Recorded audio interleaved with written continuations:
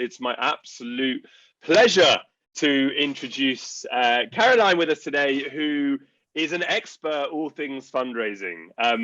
Currently the Associate Director of Fundraising at the Evelina London Children's Hospital, which is part of the NHS Trust, but also has a wealth of experience in fundraising, working with Hatch Enterprise and social entrepreneurs there. And correct me if I'm wrong, with the amount that you helped to fundraise for different entrepreneurs was up to £1.5 million. Is that right, Caroline? Yes, I've been working with Hatch since August 2020, and we've brought in an extra 1.5 million for Hatch in that time. So fantastic. Really okay. Excited. So got the numbers right. I'm sure that was just a tiny bit of an introduction, but it's an absolute pleasure to have you with us tonight, and really excited for the presentation. And I will hand over to you. Thank you very much, everybody, and I'm really delighted to be here, and also to hear all of the excitement for something like grant finance, because this is my job and has been for 16 years. This is my professional career, and sometimes I get overly enthusiastic about it. So I'm really glad to see some of you are as enthusiastic as well. So what I'm going to suggest we do, I do have a presentation. And instead of doing just a really kind of a definitive presentation and then Q&A, I'm going to integrate kind of some interactive discussion throughout, so that we have moments to stop and have a proper discussion, so it feels a bit more fluid like that. But if there are things that you don't understand, please do stop me, because I'm not as much of an expert in social enterprise. Lucas and obviously Fred are here, so again, please do jump in or put your hands up as well if there's something that you want to stop me on. So I will share my screen. Great.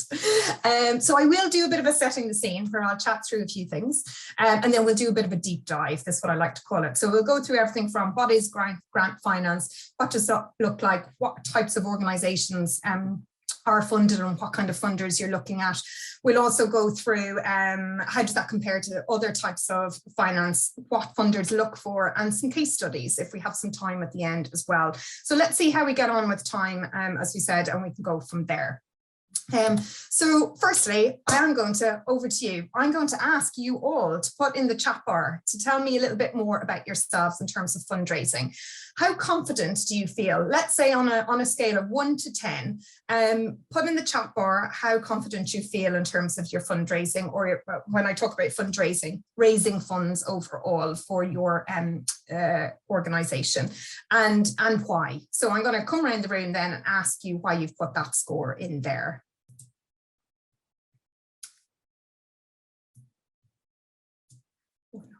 7. Okay, great. Yeah.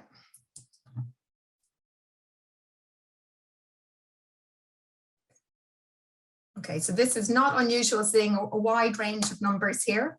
We will come back to these numbers at the end, and hopefully we'll have been able to maybe add a couple of points to these scores here as well. So I'm going to ask a couple of people to tell us about the numbers they're putting in there. What about Lucienne? Why have you put 2? Hello. Well, I'm a bit of an imposter today on this session, so I'm not actually a small business. I'm just here from the London Business Hub because we're working in partnership with Turn on this project. So I've kind of come to have a little nosy of what's going on, and also just to raise my own knowledge in grants especially. I deal day to day with small businesses who email me lots of questions, most of the time asking about grant funding. So I thought this would actually be really valuable for my day-to-day work as well. But I mean, if I had to have a crack at raising finance, I would be really low there in kind of what I know, how I'd even go about it. I understand the kind of idea of selling your business, but yeah, so I think it's best to talk to the real businesses in the room, but I'm going to find this really valuable as well. So thank you.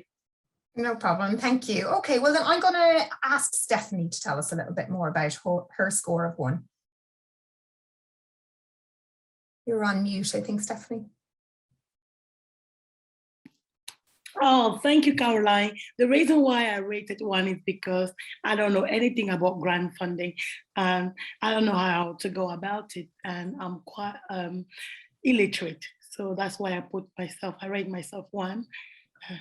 Oh, thank you very much for your honesty. Hopefully, as I said, we can maybe add 1 or 2 notches to that today. I'm going to go to Majida, who put 5.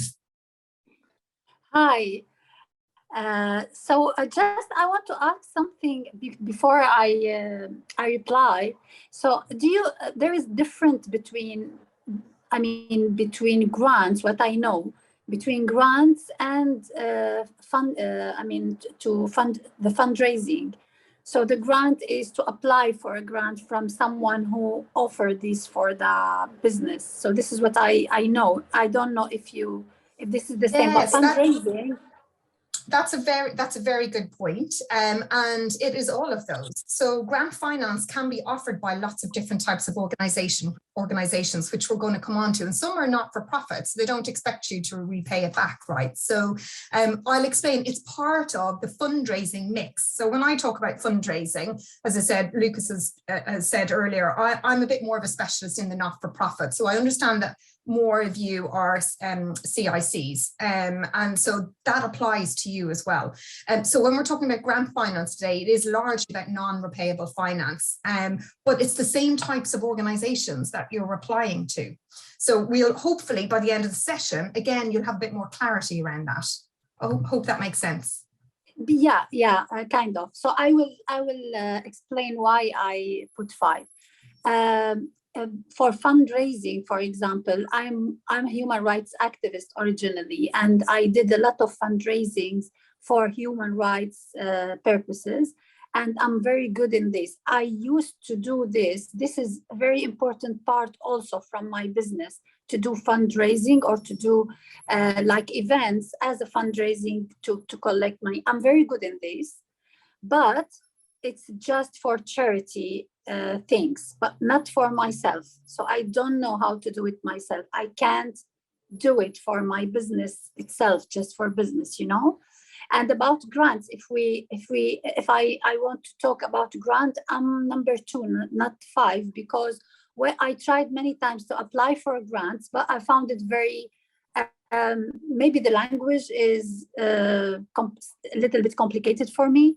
Just to explain why I want this grant and how I want to do my thoughts or to put my thoughts in a paper. So this is, thank you. No, thank you. And that hopefully, as I said, let's come back to some of those thoughts, Majida, by the end of the session and see if we've been able to address some of those.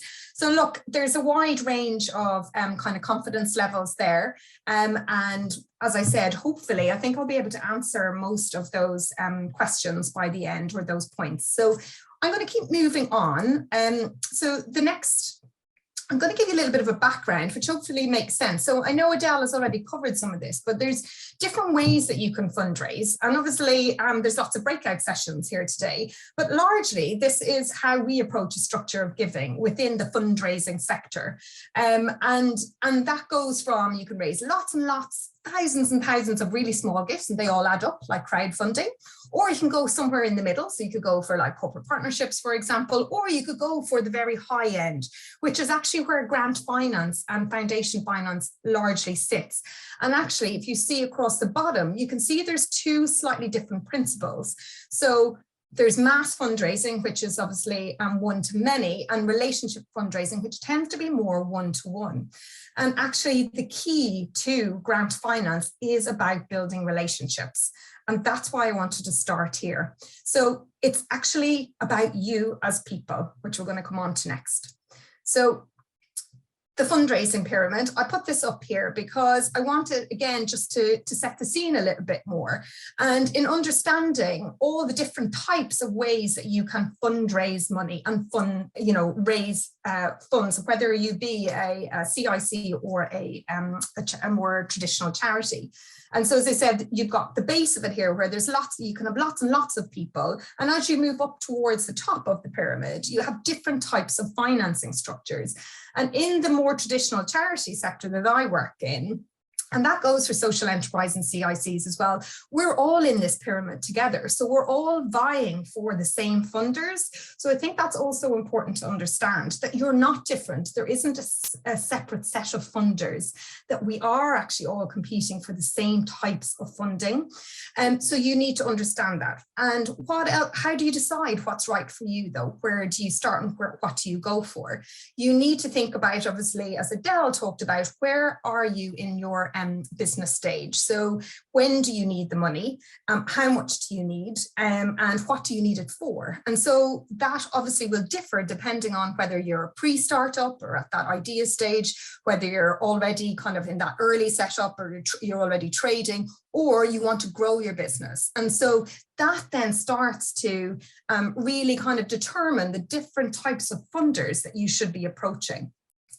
And Adele has already covered the things like timescales as well, but also fit with your organizational strategy. This is really, really important. And we're going to cover this again in more detail later on.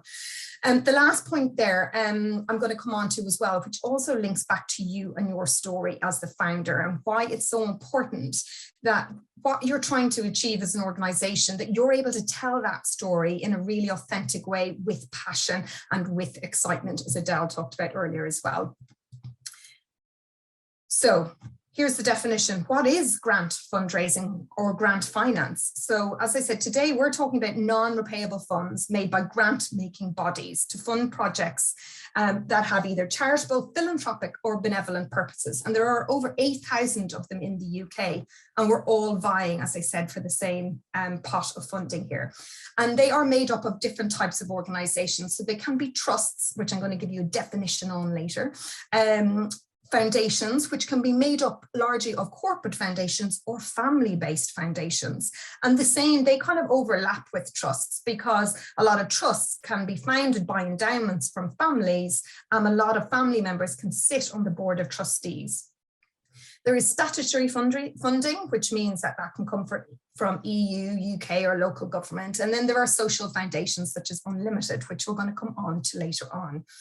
But one point here as well is to understand is that grants, like any money, can be restricted to definitive objectives. So some funders will set out quite clearly their objectives, and they will only give grants that are restricted and meet those objectives that they've set out. However, there are funders who also give unrestricted, so they more loose terms. But actually, this can also depend on what stage you're at. So if you're more of a startup organization and you haven't got a set of financial accounts yet and you're only getting going, it is more likely they may be more restrictive on you because they're going to want to have more governance over the money and they're going to want to have more of a relationship and understand and build that trust with you. And this is exactly actually why the word trust is used, because it is about, an organization expressing trust in you as a person and what you're trying to do with your organization. So it is also exempt from tax, which is also one of the reasons why families set up foundations or trusts, because it is a really tax efficient way of giving philanthropically back to society.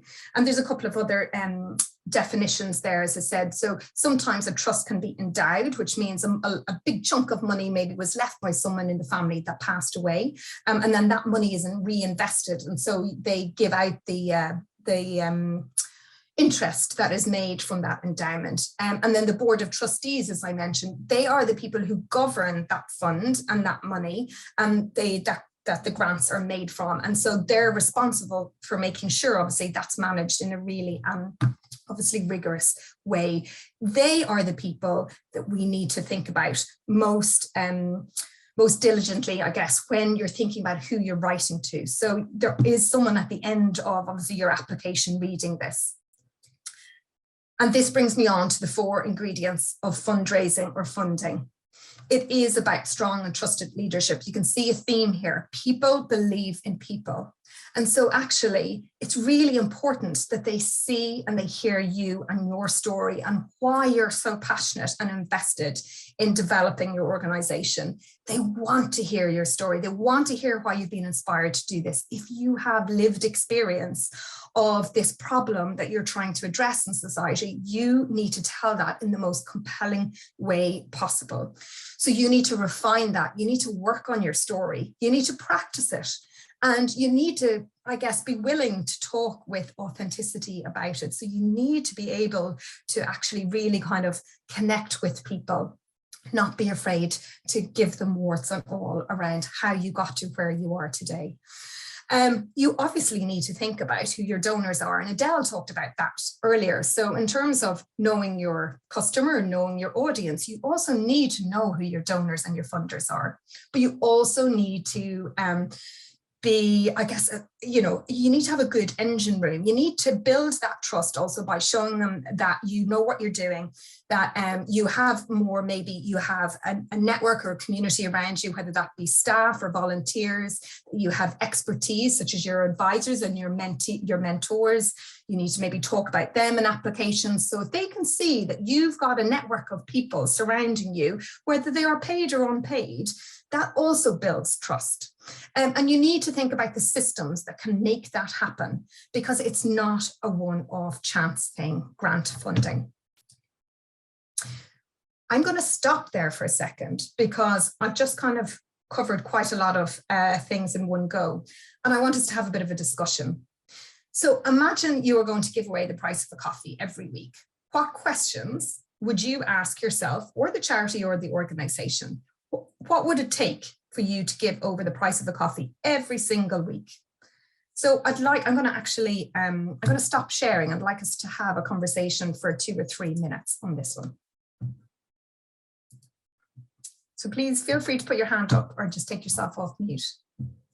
What do you think you'd need to know to be able to give away that price of a coffee?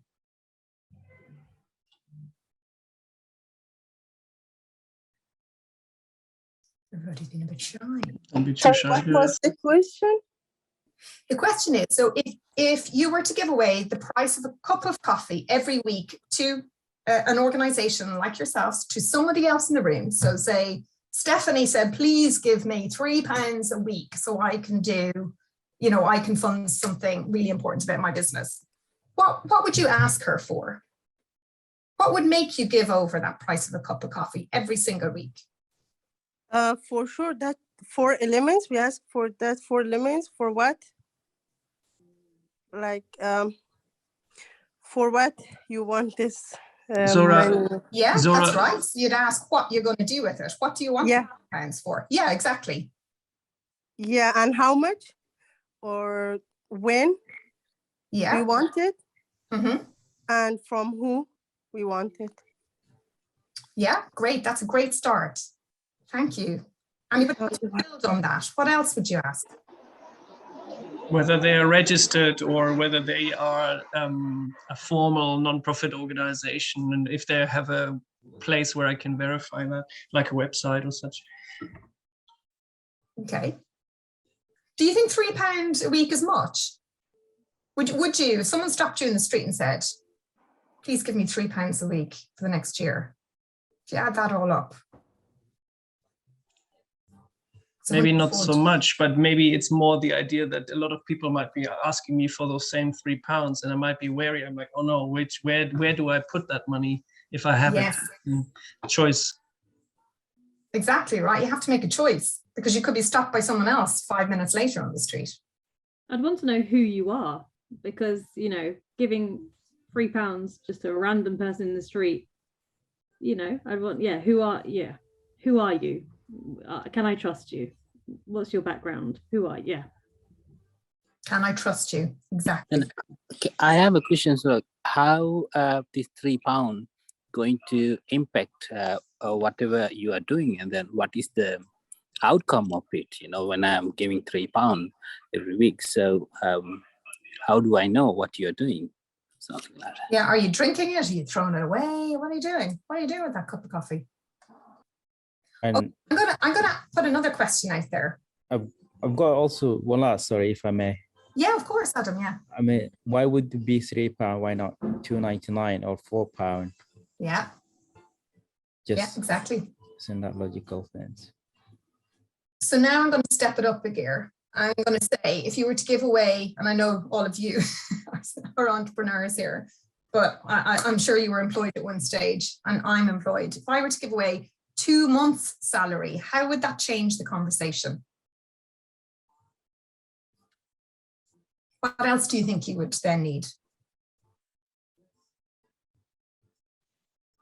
I think I'd probably want quite like a rundown of how that was going to be spent.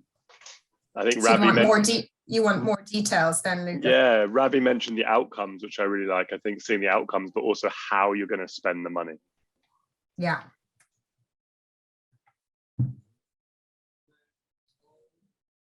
Anybody else? So would you expect to just hand over the 2 months salary and then not hear from that person again?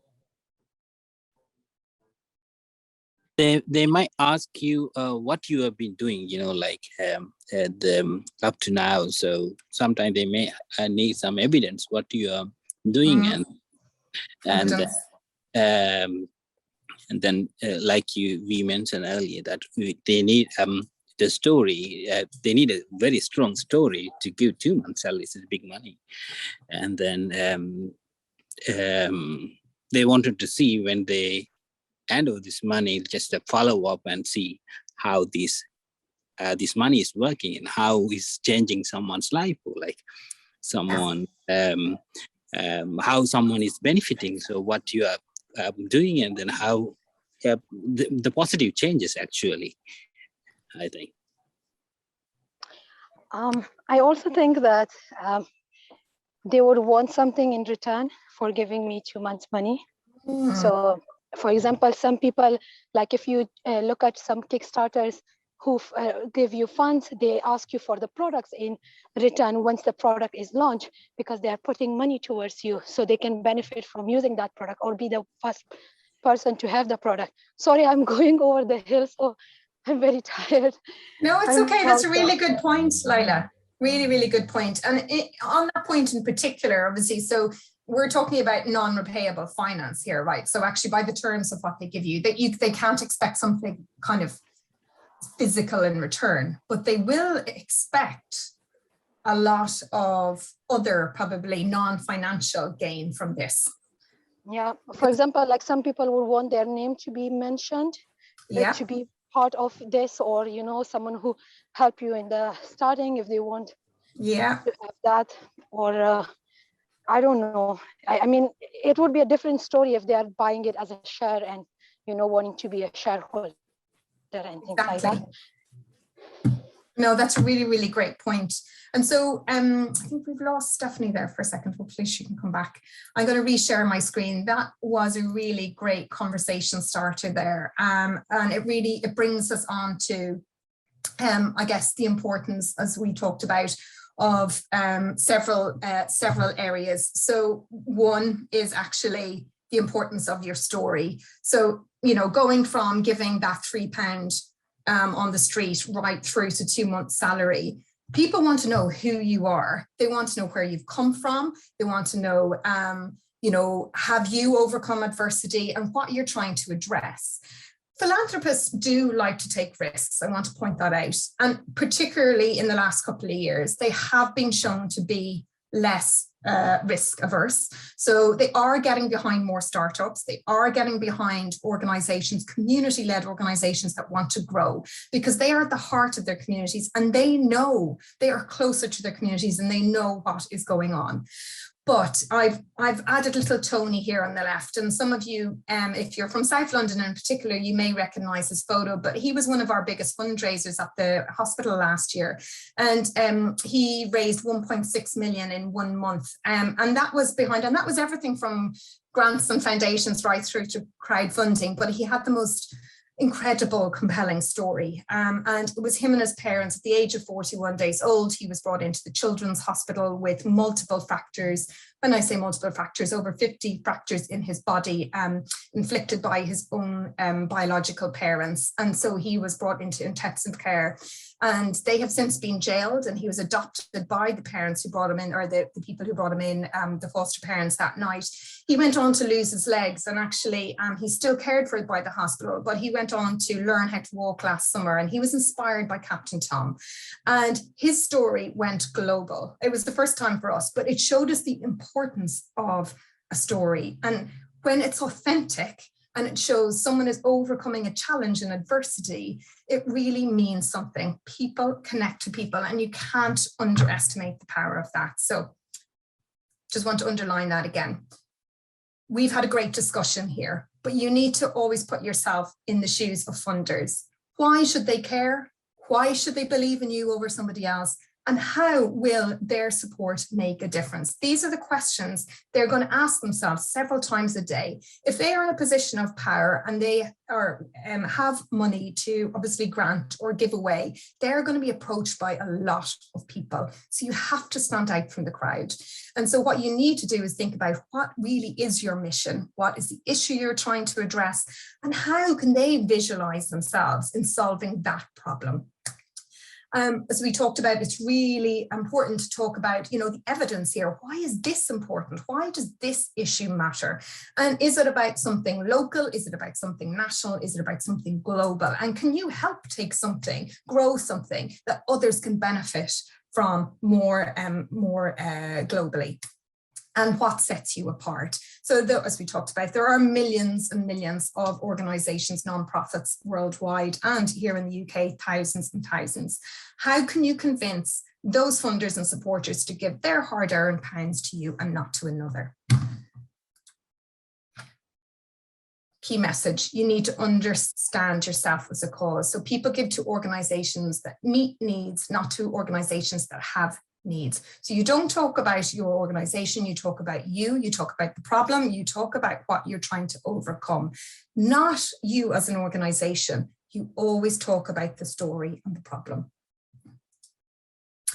Okay, moving on, and I'm going to move quickly through a few slides now. I've already talked about this. It's not a one chance thing. This is about building relationships. I've talked about the importance of your story and how you connect emotionally with people here.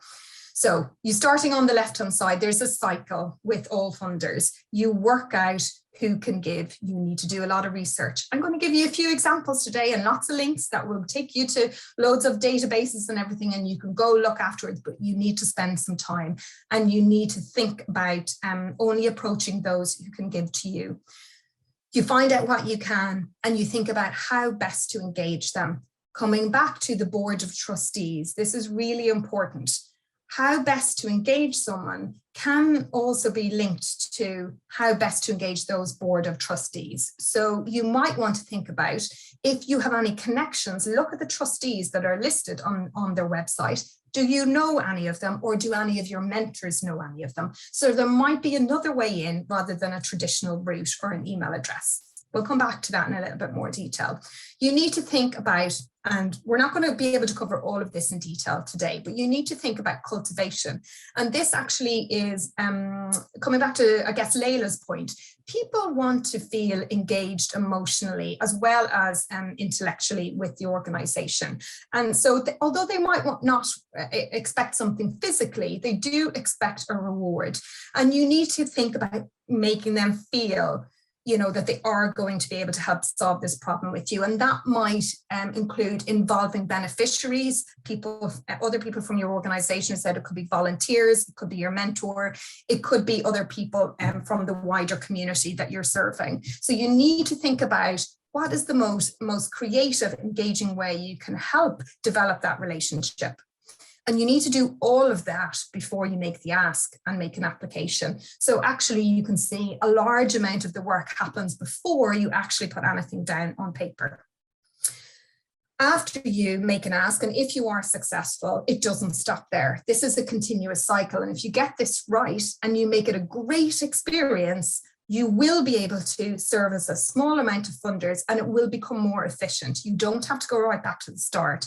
So the key is if you really think about making a brilliant, wow experience, they will keep on giving to you over multiple years. And that is the ultimate goal with grant funders. So whistle stop tour research, who to approach.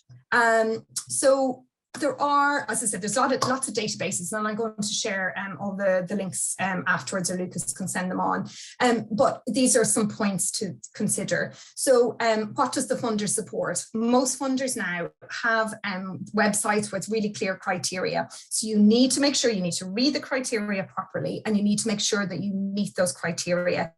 If you do not apply. It's a waste of your time. They regularly update this criteria on the website, so it really isn't the best use of your time to try say, oh, kind of fits. If it doesn't fit and it's not really clear, I wouldn't do that unless you have a personal connection to the board of trustees I would say do not apply. It will also tell you if there are exclusions. So there are differences between the two in terms of exclusions could be, do they cover core costs or capital costs? So capital costs being equipment and buildings, core costs including obviously overheads and staff. And so they can also be really clear sometimes on the website around what they do and don't fund. They may also have a specific geographic focus, and they may also tell you if they accept unsolicited applications. And this means that they invite application basically from the public. Some organizations, some trusts and foundations will only accept applications through a trustee or a member. So you have to have a personal connection through one of the trustees. If they say they don't take unsolicited applications, again, do not apply. They won't respond to you because they're getting too many of these, especially now after COVID. I am seeing some chat here, just make sure that I'm not missing anything. Yeah, so Lucas just saying, it's a really good point. You really shouldn't apply if you don't meet the criteria. And again, you can look at a lot of the grant funders will also have a list of the previous grants that they've made. So, and they'll also give case studies of organizations that they've given to. So they'll also tell you kind of what size of gifts or grants that they make. And so please think about that carefully as well. So don't go too far under or too far over. You need to think about what they like to give, because sometimes, you know, they have a strategy in terms of coming back to that structure of giving. They might like to give, you know, loads at the bottom end. They might like to give loads between 1,000 and 3,000, and they only give a couple at 100,000, but some of them will only like to give in the middle brackets. So you need to also consider that as well. And are there guidelines around deadlines and timings? A lot of grant funders usually have meetings 3 to 4 times a year. And so that's when they consider all of the applications that have come in. So you need to think about meeting those deadlines. And sometimes they will clearly communicate those on their website, and sometimes they won't. So we'll come on to one of the case studies later that has an ongoing rolling application, which is helpful. And you have all the supporting documents that are required. A lot, this is about, again, coming back to building trust. So a lot of organizations, grant funders, will also require you to show rigor, as we talked about, so that you have a safeguarding policy, that you have a DEI policy, and that you have volunteering policies in place that protect your community and your staff and your volunteers. So that's also really important. If you don't have those, you can find them as well on a lot of the fundraising regulator websites, which we've got a link to later on as well. So moving on, as I said, there's a lot to do before you make an approach, and we've already talked about all of the research that you need to do. So one thing to point out here is, though, there's lots of ways you can research organizations and grant funders now online, but if you have found out something that wasn't online, that isn't in the public forum, do not bring it up, because obviously if you found it out by other means, it means that they don't want you to know about it. So again, it's just about building trust. It's like if you didn't know someone, you wouldn't say, well, I heard from such and such, you know, this gossip about you. You wouldn't say that to a trust or a grant funder. So just be careful. Again, some of them, as I said, they could use that against you later on, basically. So just be careful about that. In terms of, we've talked about this, the network analysis. So this is around their trustee boards or people that influence them. And again, it might be down to you get the list of trustees. If you fulfill all the criteria, you've got everything else that you need. It really is worthwhile sitting down and looking at the trustees and Googling them and seeing if you do have any other connections through any of your influencers, whether that be senior volunteers connected to your organization, local businesses, or mentors. So thinking about that as well is really important. But also just another point here is that with there's boards of trustees, there's also often an administrator or kind of the treasurer, right, that does a lot of the administration of the organization. And they actually are a bit of a gatekeeper. And it's important that you think about your relationship with them as well. So don't cut them out. Please do make sure that you're making them feel warm and fuzzy as well. So on an initial approach as well, before you actually make a written application, you need to consider whether you should give them a ring. So to find out a bit more and say, if you're not quite sure on criteria, you can, if they do have their phone number on there, you need to think about, is it worth giving them a call? However, the first call you need to be ready for. So they may use that as an opportunity to ask you loads of questions. So you need to have your elevator pitch ready. Okay, so again, you just shouldn't go in blindly unless you do know a little bit more about the organization and what you potentially want to pitch to them. So you need to practice that, rehearse it at home, rehearse it with friends. Think about your 30-second pitch. What is that going to be? Meeting requests, always being mindful and respectful of their time. Don't ask for too much time. Potentially ask for, even in the beginning, could be a 15, 30-minute call. Just be really mindful of their time. They're going to be getting a lot of requests. We've already talked about the role of the administrator or the chief exec, as I said, so thinking about them and the timings we've talked about as well. Now, when it comes to writing the proposal, 50 of the top grant makers in the UK were all analysed by somebody in the fundraising sector during COVID did this. I think they were on furlough and they put them all together. And here's the top 13 questions that come out for all applications. So it's a great checklist that you can use. So you need to think about, we've covered a lot of this already, and some of you already brought it up in the discussions. You need to think about your beneficiaries. How many people are you going to impact and what are the outcomes going to be? So I'm not going to go through these one by one, but only to say, actually pointing out the relevance of the external environment. I think this is an important point, thinking about the partnerships that you, or the relationships you have with other organizations in your community is going to be important here. What does that do? It builds trust. And it also shows that you're collaborative. So people love collaboration, number one, but trust funders in particular nowadays like to see that you're coming together and can solve a problem in lots of different ways, because you might be able to solve one aspect of a problem, but they might be able to also introduce you to somebody that you could pair up with. So think about that. If you're not already in partnership with someone, it could be worth putting down in your application saying that you haven't got that far yet, but you are open to collaboration, and you might welcome an introduction as well if they came across another organization that you could team up with. Some top tips. Lucas, I think, mentioned it earlier. When you're going to give 2 months' salary, you're going to want a lot more detail. They're going to want detailed budgets, okay? The more you apply for, the more detail you need to give. They're going to want forensic level of detail. I mean, line by line in the budget. So you need to be prepared for that. You also need to think about mirroring their language. So I think someone talked earlier about, oh, the language is a bit overwhelming.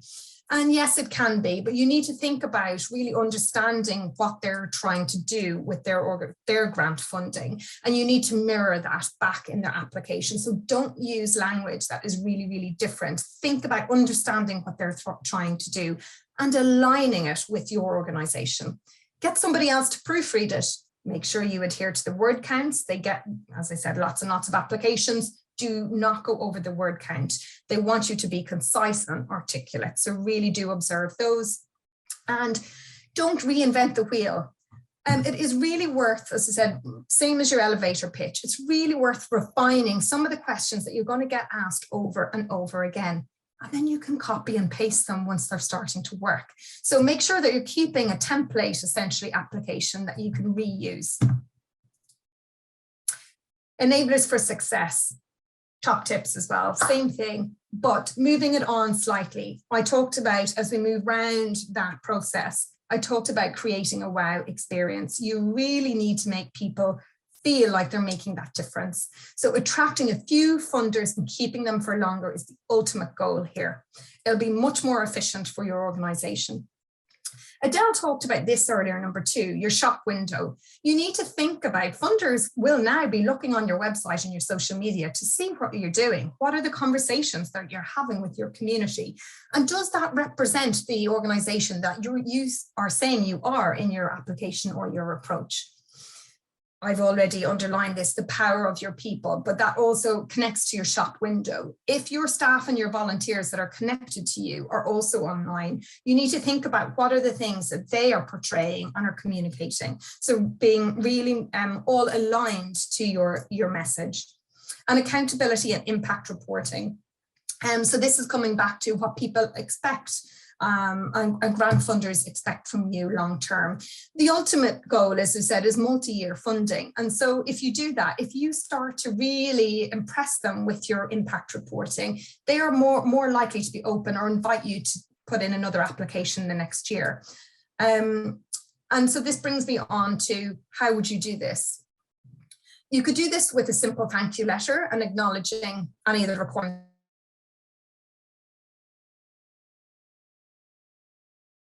And you could also back that up with your beneficiaries, thanking them for the grant to start with. So I think that's really a lovely way to add a bit of a personal connection to that initial receipt of the grant. Be really clear on reporting requirements and be clear on whether they want their donation or their grant listed publicly. Bear in mind that they do talk to each other and that poor stewardship will be discussed. So they will often come together and they will also discuss their criteria and make sure they're not totally overlapping with loads of others. So be really careful on that. But thinking about going above and beyond. So wherever possible, as we talked about, bringing your beneficiaries in, inviting trustees and staff, wherever appropriate, to events. So whether that's showcase events or an opportunity to come in and experience what you're doing. But be really selective about how many things you invite them to do. You want to make sure that what you do invite them to is going to be really excellent. And last but not least, well, it's not last, sorry, there's two more to go here. Problems or any challenges you're facing with the project. Funders really do understand that sometimes things get in the way and challenges arise, but it's much better to be upfront about them. And they much more prefer to extend maybe the conditions of your grant, give you a little bit more time, also are willing to look at other ways to use that money. So, but the key is don't tell them too late in the day. You need to engage them as early as possible with any challenges. And the other great thing is always send them little, if you've got any press clippings, same as social media, any notes, anything that might just help build that rapport with them, do send that on a regular basis. I have a little bit of a case study here and I won't dwell on it too much, but again, it was from a big gift that we brought in from an international grant funder for $4.5 million for the Children's Hospital. And we did this lovely little video book, as you can see here. It did win a lovely award, but we also got amazing feedback from the trustees because we knew with COVID, they weren't going to be able to come in and see the hospital because they're based overseas. So we created a video, which we were able to do quite easily, obviously remotely with people on Zoom. And then we put it all together and we sent them that in video format. It doesn't always have to be a written format. So think about that. That meant that we were able to get the next meeting in and they invited us to put in another application. I'm going to skip through, I think, Fred, we said we'd just do one of these case studies so that we can have a bit more time for discussion. And I'm going to cover the Tudor Trust, but these will all be sent to you afterwards. So final case study is the Tudor Trust. The reason I picked these out is I have had success with them before, but they also give grants to smaller community-led organizations, like a lot of you on this call today, and they do give to CICs, which is really important. And at the moment, they have been really responsive and flexible to the challenges of COVID in particular, and to a lot of the wider societal issues today. And they are really looking for founders and organizations with lived experience, and they are looking for innovation. They are really happy to give unrestricted core funding to projects that are particularly proving that they can grow and be sustainable. And they also say from the start that they're willing to fund up to 3 years. And there is no maximum amount. They, you can see there's a list of all of the grants they have made on the website before. They have really varied over the last few years. They can vary from 2,000. They say the average is about 10, but that there is no max. So there's a really wide range there. It is a 2-stage process, and they also tell you up front that it's a 4-month process maximum. So really good one to start with. One of the quicker turnarounds that I've seen. And they've also said that 1 in 8 are successful at the moment. So really great amount of information there. They do love, as I said, to hear a bit more about the impact though. So think about, they've already said up front, they want an introductory letter. coming back to what I said earlier, do you want the introductory letter to be co-signed by one of your beneficiaries? Think about your story in that introductory letter. That's the chance for you to really impress your authentic story on them. And they've been really clear. There's 5 questions they want you to answer. I'm not going to work through them all there, but you can really see that they're really clear. They really want to help. Look at that last question. How can Tudor Trust best help you? And they're also willing to look at financial and non-financial support. So also really good to think about when you're putting an application together. And they are really open to pre-startup. So you don't have to have financial accounts, but you do have to have a bank account or a bank statement in your organization's name. I'm going to stop right there, I think. Yes. Amazing, so much useful information, and we'll complement it with the guides that we're going to send you guys. But now is probably a good time to, bring up your own questions, that's why we're stopping here. We still have 8 minutes or roughly 7.5 minutes to go. So if you want to get insights on your questions from Caroline, now's the time. Don't be shy. This is your opportunity. Leila has the keen face, so you're the first. Go ahead, Leila. Hi, Caroline. Sorry, now I'm home, so I can probably say hi. Great. So my question is related to the business that I have business idea. So it's a skincare brand for people with dermatological skin condition. And I don't want to register the company as a social enterprise, but it has a social benefit for people because it's for people who suffer from skin conditions like acne, eczema, and rosacea. And nowadays people are really mentally suffering because of that, because they're getting depression and anxiety because of not, being the whole, especially in women, it's very common. And to raise awareness of how much it is important for people to have a proper skincare, and even for people with skin conditions.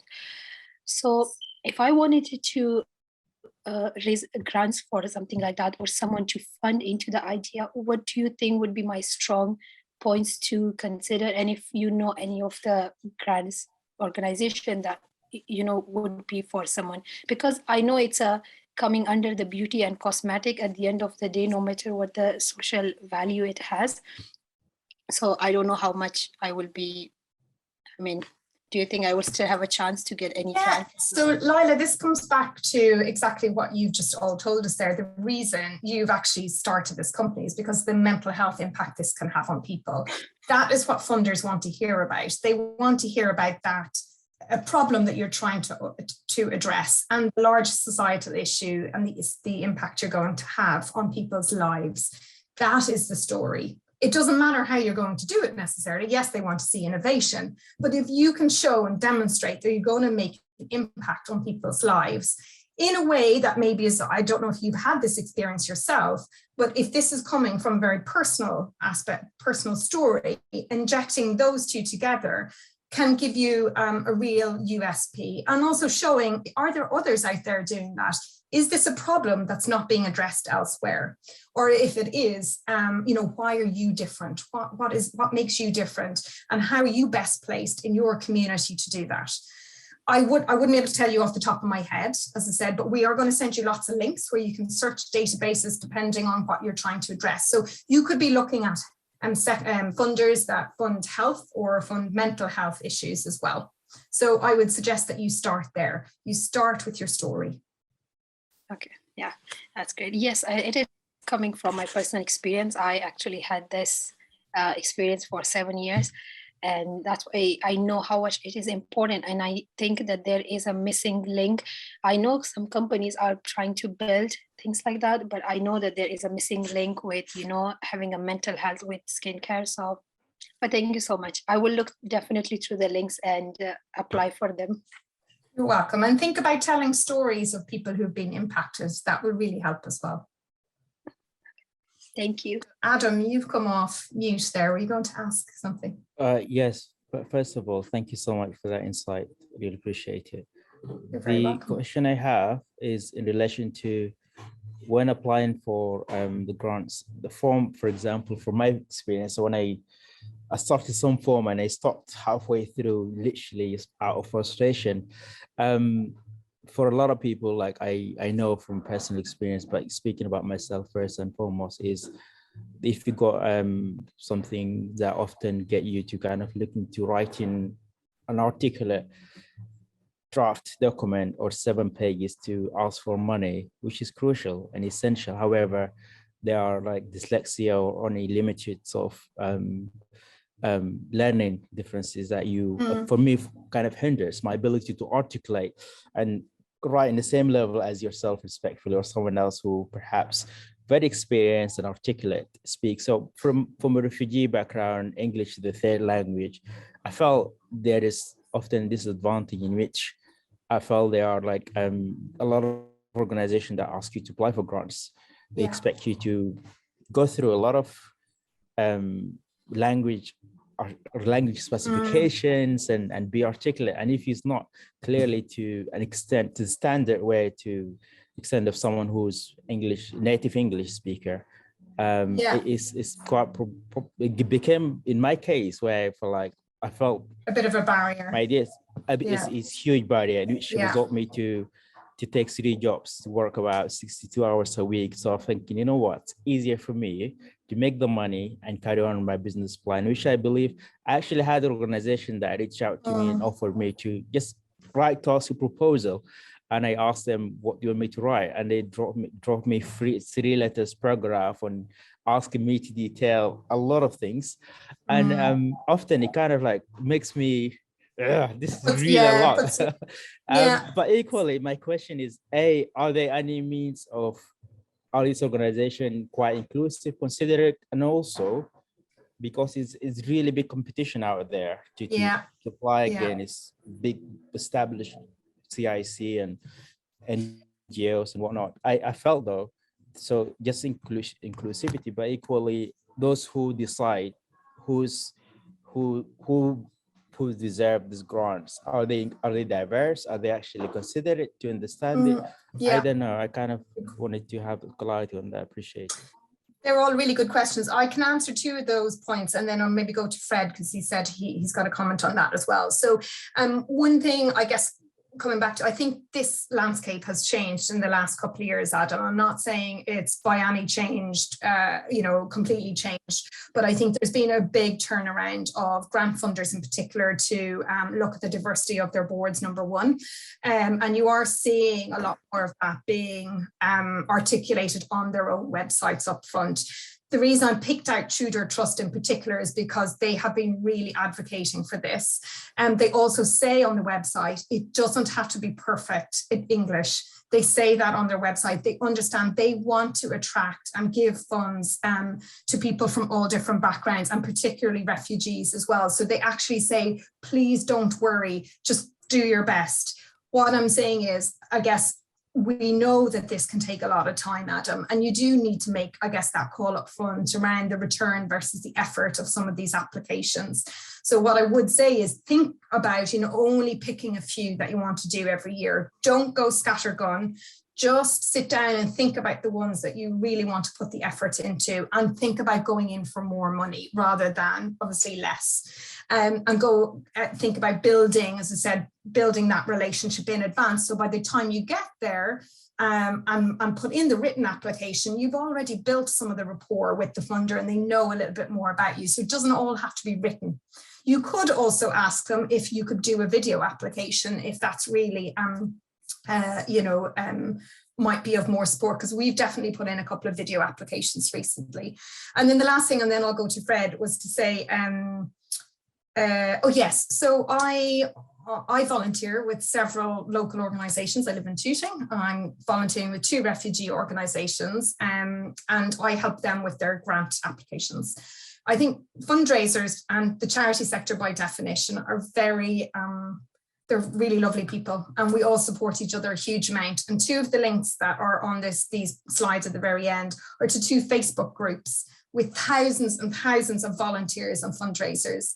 If you're looking, and there are lots of other ways you can put a call out, but if you need help with some applications, you could put a call out on one of these groups to say, I need help with an application. Could somebody help me? And that's what's happened. I helped 2 other organizations with their grant applications. I can't commit a huge amount, but I can do a couple every year. So that helps them. Absolutely. And Caroline, if I just may say, we do have to close the breakout room in just a second. So how sad we're not going to continue talking to Caroline now, but it was so great. But Adam, I think you asked such a fundamental question. Please rely on your mentor and Eli and us, Lucas and I, in this period in takeoff. You have luckily you have a bulk of support. I think one thing is these organizations all need to get better at understanding the accessibility needs of their application processes. But in the meantime, the good news is some are better at acknowledging things, but you're totally right. The observation is right. If you're one of 600 people, that filter, that awareness might still not help you, because it's still, they have to assess from written applications and they currently don't have an alternative process, unless they're very small. At the moment, the best solution aside from relationship building might well be to dictaphone, to an auto transcription. I don't know if you ever use it, but take the question and just speak to it and use Google Docs or a Word, dictate your answers speaking freely, and you'll see how quickly you suddenly have more text than you need. Then work with other people to edit it down a little bit. But I think this would be a powerful thing if writing is not necessarily right now how you best express your ideas. But your observations are spot on. That will change over time and we should all advocate for it. But right now, yeah, we need to be smart how to circumvent it. It's a really great point you're making. Guys, it's a pleasure to work with you. Remember, we have the guides from Caroline, and then we also will have a guide just for you, which Lucas has shared with you. We will also put the recording there. And Lucas and I support all the entrepreneurs at Turn with finishing off their grant applications after they have drafted them. So we are there to help you. We've done that. I'm just working with Ravi on his application, so we can do that for any of you. So please do reach out. In the meantime, Caroline, thank you so much for your time. We much appreciate you. I'm sure so do the entrepreneurs. I do have to close the room now, but okay, lovely to meet you all. Thank you. Thank you, Caroline. Thank you. Thank you.